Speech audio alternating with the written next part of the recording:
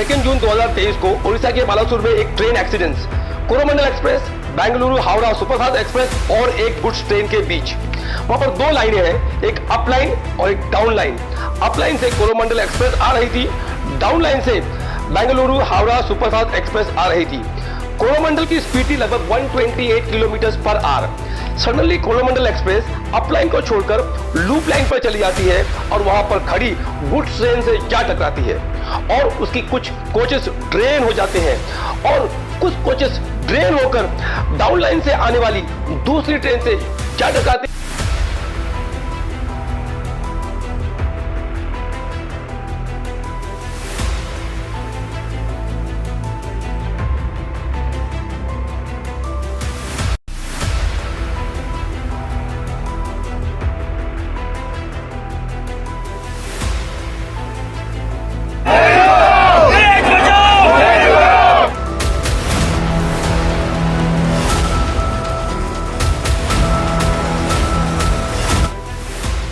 ओडिशा के बालासोर में सबसे बड़ी रेल दुर्घटना, 288 लोगों की जान गई, तकरीबन 900 से ज्यादा लोग हुए जख्मी।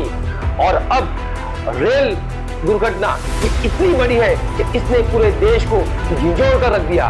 ये एक पूरे देशवासियों के लिए एक दुखद घटना है और इस वक्त में हमारी सरकार की टॉप प्रायोरिटी होना चाहिए कि लोगों की जान बचाना, घायलों को तुरंत फौरन अस्पताल पहुंचाना। वॉर फुटिंग में इस वक्त में लोगों की जान बचाना और रेस्क्यू ऑपरेशन करना, ये हमारे रेल मंत्री की और हमारी सरकार की इस वक्त की टॉप प्रायोरिटी होना चाहिए। कौन है इस हादसे का जिम्मेदार? क्यों हुआ ये इतना बड़ा हादसा? क्या हमारे देश के रेल मंत्री अश्विनी वैष्णव बताएंगे देश को? क्या आप इन्हें पहचानते नहीं? अरे यही तो हमारे देश के रेल मंत्री है, अश्विनी वैष्णव। ये हमारे देश के रेल मंत्री है, आपने कभी इन्हें देखा नहीं? क्यों? क्योंकि हमने कभी भी रेल को हरी झंडी दिखाते हुए हमारे देश के प्राइम मिनिस्टर को देखा, नरेंद्र मोदी को देखा, हमने इनको तो कभी देखा नहीं। हाँ, वो और बात है, अब वो हमारे प्राइम मिनिस्टर है, वो चाहे खुद झंडी दे, वो चाहे किसी से झंडी दिलाए, लेकिन दरअसल ये फैक्ट है कि यही हमारे देश के रेल मंत्री है। वो और बात है कि ट्रेनों को हरी झंडी देना, नए ट्रेनों को चलाना और उसका उद्घाटन करना, ये हमारे आदरणीय प्राइम मिनिस्टर ही करते हैं।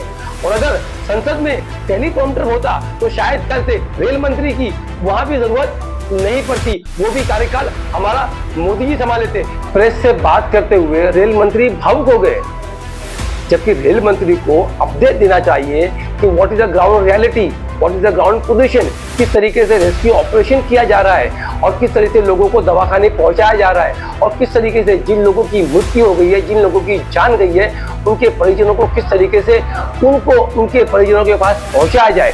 ये तमाम डिटेल की जानकारी देने के बजाय वो भावुक हो गए। आप देख लीजिए, आपने देखा अब तक 3 गाड़ियां जा चुकी है, टोटल रात में करीब 7 गाड़ियां प्लान्ड है और एकदम नॉर्मलाइजेशन की तरफ ले जाना है।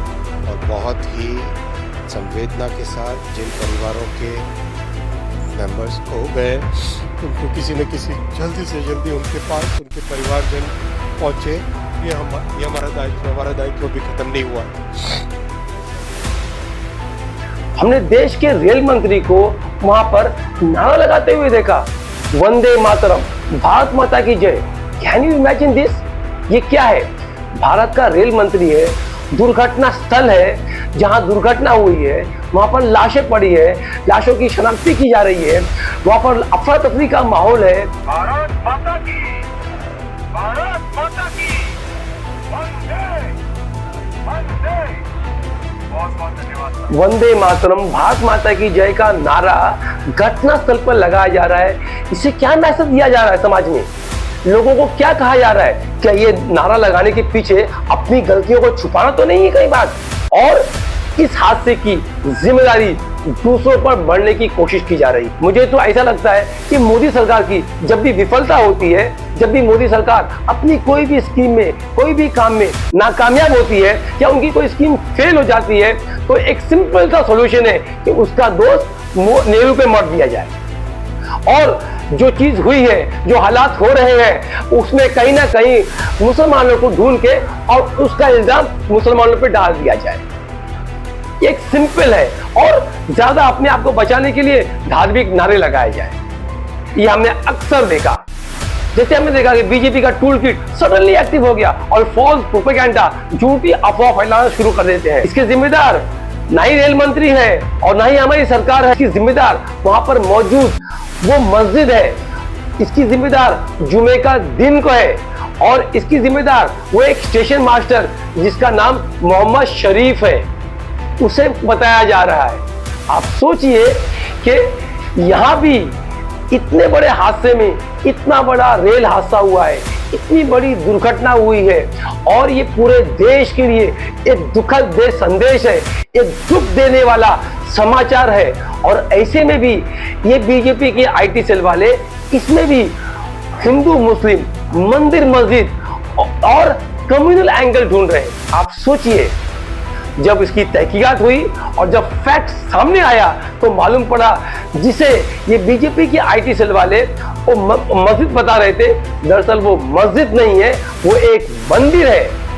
और जिसे जो स्टेशन मास्टर को मुसलमान बताया जा रहा था, जिसका नाम मोहम्मद शरीफ बताया जा रहा था, दरअसल वो स्टेशन मास्टर वहां का है ही नहीं। ये स्टेशन मास्टर एक दूसरा स्टेशन है। दरअसल ये फोटो जो दिखाई दे रहा है ये बोरा गुहालू रेलवे स्टेशन का है और इस स्टेशन का स्टेशन मास्टर कोई मुसलमान नहीं, दरअसल ये एक हिंदू है जिसका नाम एसबी मोहांती है। आप सोचिए कि रेलवे स्टेशन, कौन सा रेलवे स्टेशन, कौन सा रेलवे मास्टर, आइए हम समझने की कोशिश करते हैं दरअसल ये हादसे की वजह क्या हो सकती है। एक हरिशंकर वर्मा है जो रेलवे के अधिकारी है, उन्होंने कहा था कि रेलवे के सिग्नलिंग सिस्टम में प्रॉब्लम है, वहां के इंटरलॉकिंग सिस्टम में प्रॉब्लम है और अगर इसे ठीक नहीं किया गया तो दुर्घटना हो सकती है। तो इतनी बड़ी बात जब वहां के अधिकारी ने कहा था तो उस पर क्या संज्ञान लिया गया, उस पर क्या कार्रवाई हुई, क्यों वहां का इंटरलॉकिंग सिस्टम और रेलवे और सिग्नलिंग सिस्टम को ठीक नहीं किया गया। दूसरी हम बात करते हैं कवच यानी एंटी कोलिजन सिस्टम। जब ये तय हुआ था कि तमाम ट्रेनों के इंजन में कवच लगाए जाएंगे तो क्यों नहीं कवच लगाए गए। 19 जोन है जिसमें से 18 जोन के इंजनों में कवच गायब है और पूरे देश में 13,215 रेल इंजन है जिसमें से सिर्फ 65 इंजनों पे कवच है। तो ये बड़ा सवाल है कि जब ये बात तय थी, जब ये डिसाइड हो गया था कि तमाम रेलवे इंजनों पे, तमाम रेलवे इंजन पे कवच लगाए जाएंगे, एंटी कोलिजन सिस्टम लगाया जाएगा, तो ये क्यों नहीं लगाया गया, ये इंप्लीमेंट क्यों नहीं किया गया। सीएजी ने अपनी रिपोर्ट दी थी और उन्होंने कहा था कि पटरी की हालत खराब है, रेलवे ट्रैक की हालत खराब है और उसे बदलना जरूरी है। तो सीएजी की इस रिपोर्ट पे क्यों नहीं कार्रवाई हुई और क्यों नहीं वहां की पटरियां बदली गई। बड़े स्पष्ट तौर पे बताती है कि 2017 से 21 के बीच में डिरेलमेंट यानी ट्रेन के पटरी से नीचे उतर जाने की वजह से 1127 हादसे। ये भी एक सवाल है, रेलवे को जो बजट अलॉकेट किया गया था उस क्षेत्र के लिए वो बजट का पूरा इस्तेमाल, वो बजट का पूरा यूटिलाइजेशन क्यों नहीं हुआ। वहां पर रेलवे के टेक्निकल विभाग में कई भर्तियां खाली है, कई जगह खाली है, तो वहां पर भर्तियां क्यों नहीं की गई। हमारा मेन स्ट्रीम मीडिया बाबा बागेश्वर के साथ डिबेट कर रहा है अपने टीवी चैनलों पे। बाबा बागेश्वर ने एक आपत्तिजनक बयान दिया, उन्होंने कहा इस हादसे के संकेत उन्हें पहले से ही मिल गए थे। तो अगर बाबा जी को इस हादसे के संकेत मिल गए थे तो बाबा जी ने हमारी सरकार को क्यों नहीं इंटीमेट किया, क्यों नहीं हमारी सरकार को बताया। और ये तमाम सवाल हमारा मेन स्ट्रीम मीडिया पूछने के बजाय वो वहां पर बैठ के डिबेट कर रहा है। Can you imagine this. मैं इसे गोदी मीडिया नहीं कहता हूँ, मैं इसे सुपारी मीडिया कहता हूँ, क्योंकि इसने सुपारी ली है लोगों को वर्गलाने की, लोगों को बहकाने की, लोगों में नफरत डालने की, लोगों को लड़ाने की और देश को कमजोर करने की। इस हादसे की सीबीआई इंक्वायरी के आदेश दे दिए गए हैं और हम जानते हैं इंक्वायरी के नाम पे क्या होता है। वक्त लिया जाएगा, टाइम लिया जाएगा, महीना, 2 महीना, 4 महीना, 6 महीना वक्त जाएगा। किसने किया, क्या किया, क्यों हुआ, कैसे हुआ, ये आम जनता को तो मालूम पड़ेगा ही नहीं। और ये बात तो डेफिनेट है कि सरकार इसका इल्जाम दूसरे डेफिनेटली किसी पे मर देगी। जिस तरीके से हमने रेल मंत्री को सुना कहते हुए कि किसी ने उनका तो जो ट्रैक का इंटरलॉकिंग सिस्टम को चेंज किया, तो चेंज कैसे हुआ, कौन वहां गया, क्यों गया, किस तरीके से गया, ये हमारी सरकार की और हमारे रेल मंत्रालय की चूक नहीं है, क्या उनकी गलती नहीं है? रेल ट्रैक को किसी ने चेंज किया तो ये भी एक जांच का विषय है। अगर फेल भी हो गया तो सिग्नल लाल हो जाएगा, मतलब गाड़ी रोक दो बेसिकली। अगर फेल हुआ तो उसमें फेल सेफ सिस्टम है, फेलियर कंप्यूटर समझता है, लॉजिक समझता है। आज हमारी सरकार जो भी उसे गलतियां होती हैं उसका दोष तमाम चीज दूसरों पे बढ़ना, ये हमारी सरकार की परंपरा हो गई है और इसका भी दोष मेरे ख्याल से किसी ना किसी पे और पे मर दिया जाएगा।